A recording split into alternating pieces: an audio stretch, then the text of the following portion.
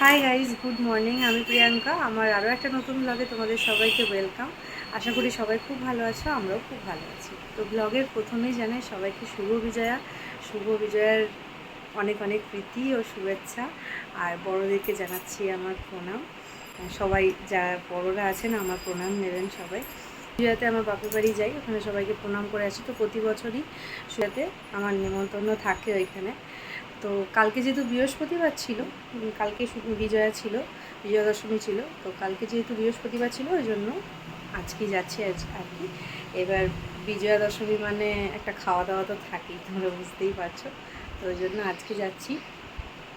তো ওইখানে গিয়ে যতটা পারবো ব্লগ বানাবো, তোমরা সবাই পুরো ব্লগটা দেখো। আশা করি সবার খুব ভালো লাগবে দেখতে। এখন এই যে আমি রেডি হয়ে গেছি। আমার শরীরটা কাল থেকে একটু খারাপ, ভালো না আসলে। কালকে একটু উল্টোপাল্টা খাওয়াও হয়ে গেছিলো, সন্ধ্যে থেকে তেলের জিনিস একটু বেশি খাওয়া হয়ে গেছিলো, ডালের ফুলরি টুলরি, মানে অনেক কিছু তেলের জিনিস খাওয়া হয়ে গেছিলো। ওই জন্য মানে জলটাও কম খাওয়া হয়েছে, ওই জন্য শরীরটা একটু খারাপ হয়ে গেছে। আজকে একটু ঠিক লাগছে, কিন্তু তাও শরীরটা অতটা ভালো না।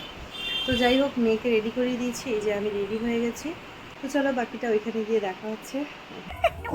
কি অবস্থা মুখে, সে তো আবার ওদিকে কত পড়াশোনা করেছে।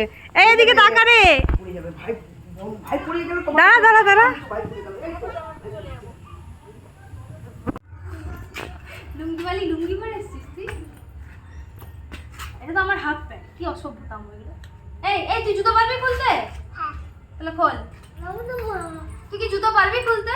আমি ছোট বাচ্চা। তুমি ছোট বাচ্চা নয়, তুমি চৌ বাচ্চা। তুই জুতো পারবি কি খুলতে? আমি ছোট বাচ্চা। ছোট বাচ্চা পারবে না নাকি? ছোট বাচ্চা নয়, তুমি অন্য সময় তো খোলো।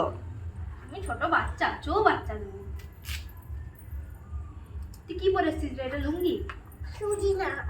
প্যান্ট, লুঙ্গি না প্যান্ট। শুভ বিজয়া দশমী। এই আমাকে প্রণাম কর। ভালো থাকো। সবাইকে প্রণাম করে নিয়েছি। বিজয়া দশমী প্রণাম সেরে এই যে খেতে বসে গেছি দুপুরে। আর মায়ের খাওয়া হয়নি, মা ঠাকুরকে সিঁদুর দিতে গেছিলো। তো ঠাকুরকে সিঁদুর দিয়ে এসে এবার খাবে। আর দশমীর পরের দিন সব জায়গায় ঠাকুরই বিসর্জন হয়ে গেছিলো আর কি। আর আমি এই সুযোগে একটু ভিডিও বানিয়ে নিলাম। মাকে কি সুন্দর লাগছে তাই না বলো? পুরো একদম মা দুর্গার মতো লাগছে। আমার মা তো মা দুর্গাই। আর এই যে এবার আমিও বাড়ি বেরিয়ে যাব।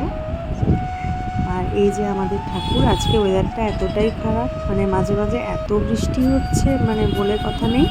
এই দেখো, আর ওই জন্য মানে প্রত্যেকটা ঠাকুরকেই এরকম পলিথিন দিয়ে ঢেকে দিয়েছে, কিছু উপায় তো নেই।